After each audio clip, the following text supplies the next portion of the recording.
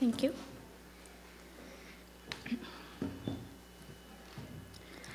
After 30 long years of oppression, poverty, unemployment, poor education, lack of opportunity, torture, and indignity, the Egyptian people rose up against Hosni Mubarak's regime. For 18 days, the people protested day and night to send a message to Mubarak and his regime that their time has come and they must leave. The regime helplessly tried all possible ways to crush the uprising, but failed, and the people's will prevailed. On February 11, 2011, Vice President Omar Suleiman appeared on state TV and announced that Mubarak had stepped down from the presidency. Egyptians everywhere cheered and celebrated this victory and were looking ahead for a bright future in a new Egypt. However, Mubarak would not allow this to happen. He left the Supreme Council of Armed Forces, known as SCAF, headed by Field Marshal Mohammed Hussein Tantawi, in charge of the country. It consisted of a circle of 15 generals who were very close allies to Mubarak. They were to be in charge of the country for 6 months during the transitional period until a president is elected. The 6 months stretched into a year and a half, and Egypt witnessed nothing but one bloody massacre after another, and all forms of sectarianism tore the country apart. Throughout the duration of SCAF's rule, the people continued to protest, demanding an end to military rule, and called for a democratically elected civilian president. After endless protests, the people's will also prevailed over SCAF's brutal rule, and the presidential elections were held, but on their terms. The first round was held in May 2012.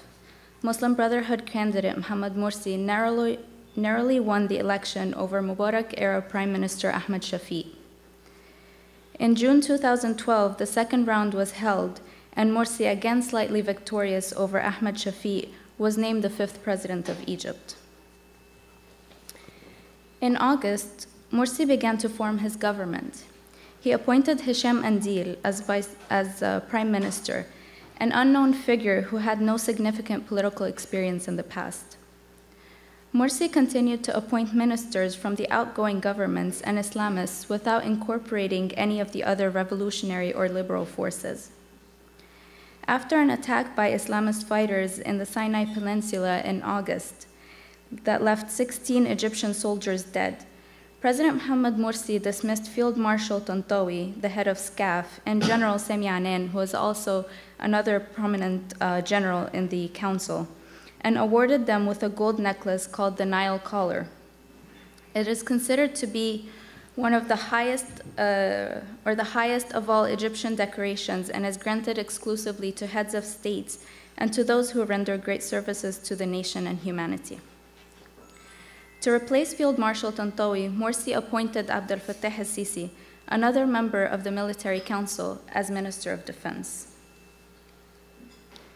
Yasser Ali, the spokesman for the presidency, told the Financial Times that, quote, "The army played an important role in Egypt's history after last year's revolution.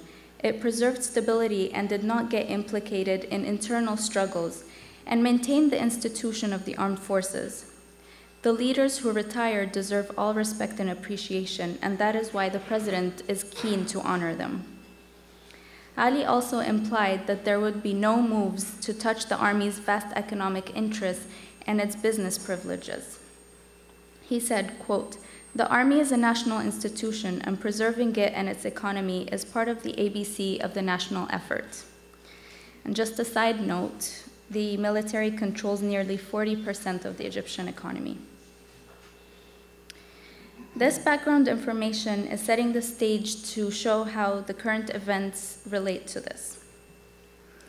In November, Israel launched yet another offensive on the Gaza Strip in which 160 Palestinians were killed, and on the Israeli side, 6 were killed. Egypt worked with the United States to mediate a ceasefire between both sides. The following excerpt is from the New York Times describing Morsi's role and how the US sees him.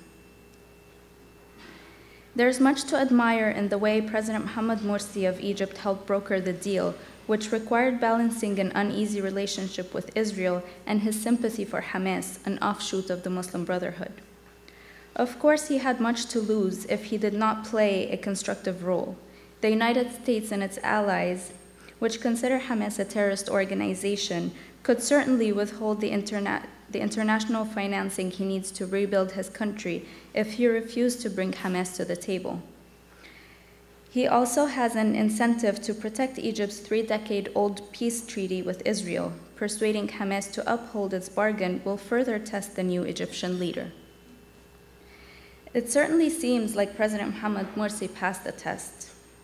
He issued the constitutional declaration on November 22nd, one day after brokering the ceasefire, in which he called for reopening investigations and prosecutions in the case of the murder, the attempted murder, and the wounding of protesters, as well as the crimes of terror committed against revolutionaries by anyone who held a political or executive position under the former regime, and this is according to the law of the protection of the revolution. While this sounds good, the next part, he broadened his executive powers and isolated the judiciary. This did not allow the Constitutional Court to look into the constitutionality of the composition of the Constituent Assembly that was drafting the Constitution and the law to elect the Shura Council. He also banned any judicial review of this and all his subsequent decisions until a constitution was passed and a parliament is elected. The US voiced little to no opposition to this. On November 26th, many Egyptians attended a funeral procession for 2 martyrs, ages 15 and 16, who were killed a few days earlier in street clashes marking the first anniversary of last year's Mohammed Mahmoud battle, in which 45 people were killed.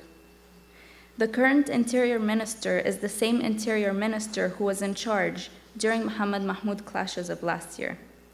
This further added fuel to the fire that was already raging due to the political crisis in the country. The next day, thousands flooded Tahrir Square. Lawyers and journalists took off from the headquarters of their syndicates under the slogan, "The revolution has people to protect it." Egyptians repeated chants against President Mohamed Morsi and the Muslim Brotherhood, but the chant, "The people want the downfall of the regime," once again dominated the situation. Morsi had met with members of the Supreme Judiciary Council in an attempt to defuse the crisis. After the meeting, Egyptian presidential spokesman Yasser Ali asserted that there were no amendments made to the constitutional declaration that was issued by Morsi. The people then returned to the square to have a say and to reject Morsi's decisions, in which he protected himself from judicial supervision. On November 30th, tens of thousands of Egyptians rallied in Tahrir Square, as well as in other major cities after the Muslim Brotherhood-dominated Constituent Assembly approved the controversial constitution. Egyptians took to the streets in opposition to the constitution, falling short over issues such as women's rights, religious freedoms, and the freedom of press. The opposition forces accused Morsi of establishing a new autocracy in Egypt. Morsi justified his decree as a necessary step to eliminate all forms of corruption and remaining elements of the old regime. The draft of the Constitution was approved by the Constituent Assembly in a public and televised meeting. The voting session took 16 hours to approve all 234 articles. The newly drafted Constitution is highly controversial for many Egyptians who fought against the Mubarak dictatorship. Article 2 of the Constitution states that, quote, "Islam is the religion of the state and Arabic is its official language. Principles of the Islamic Sharia are the principal source of legislation." And just to make clear that the problem is not that Sharia law is the basis of legislation, it's because that the understanding and the interpretation of Sharia law by the ruling party is the problem that the people have. The new constitution also barely makes a reference to women's rights, and a spokesperson for the Freedom and Justice Party justified this by saying that this constitution sees women and men equally. There's no reason to distinguish between both because they are equal. This is a dangerous situation since the Egyptian society does not see men and women equally.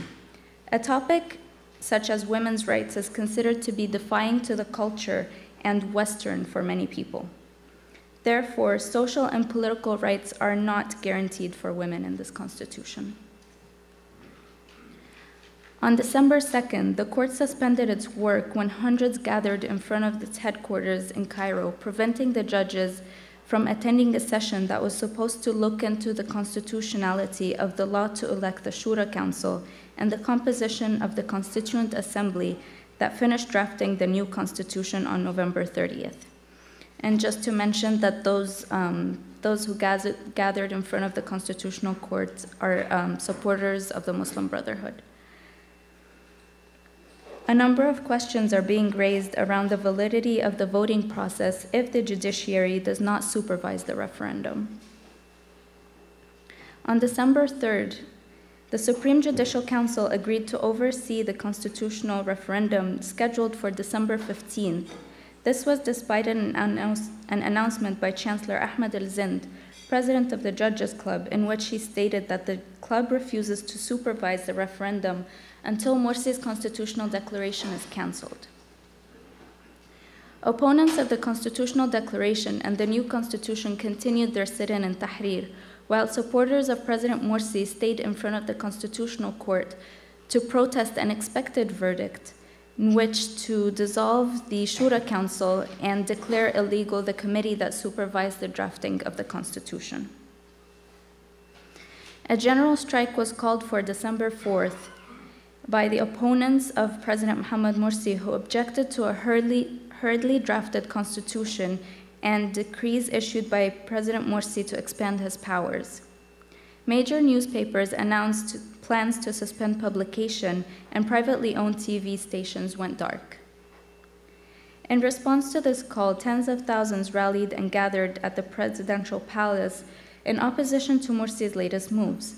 Protesters chanted, "Morsi sold the revolution," and "Down, down with Morsi."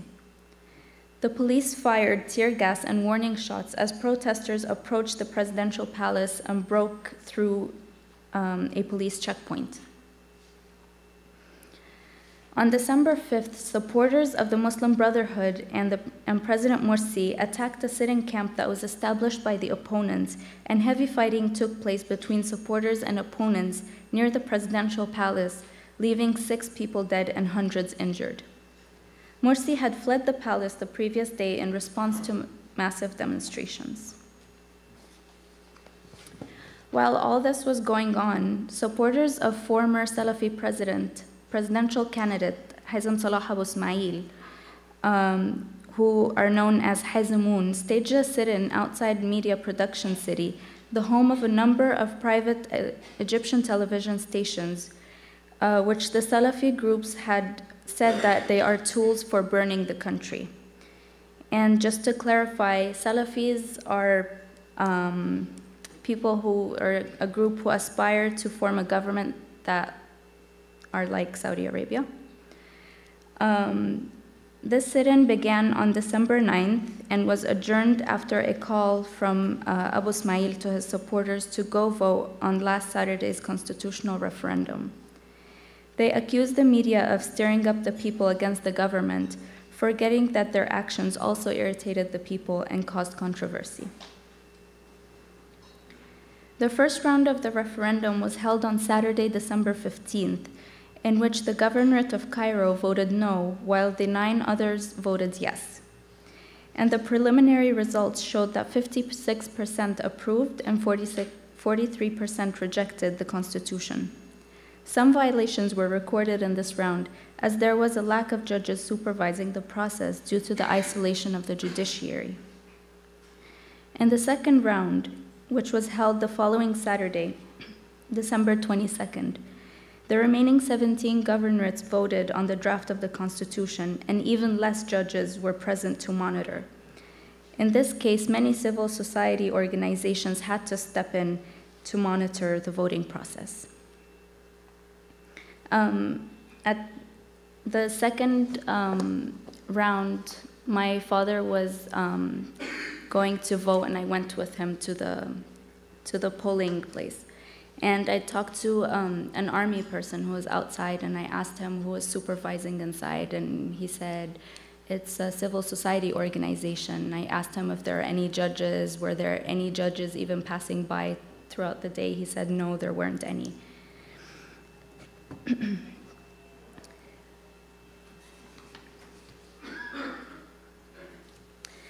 So the results of the second round, and combined with the first round, the results was 64% approval and 36% rejection to the Constitution. However, these numbers are misleading. Egypt's population is 85 million people. Only 17 million of the 52 million eligible voters went out to cast their vote, and the Constitution was passed with only 10 million votes. If anything, Islamists had failed to mobilize the people like they did during last year's parliamentary elections, or arguably during the presidential elections. During the second round of the presidential elections, President Mohamed Morsi was able to mobilize people and political forces and to unify them to vote for the Muslim Brotherhood in order to defeat a figure of the old regime. However, Morsi was not able to utilize the unity moving forward, as he placed the interests of his group before Egypt's interest as a whole. Instead, he pushed for a constitution that had divided the people, and for the first time in Egypt's history, Egyptians had turned to fight one another. On the second anniversary of the January Revolution, it is certain that today will not be the last day of the popular anger. The revolution will continue in all Egyptian square until its demands are met for bread, freedom, and social justice. Thank you.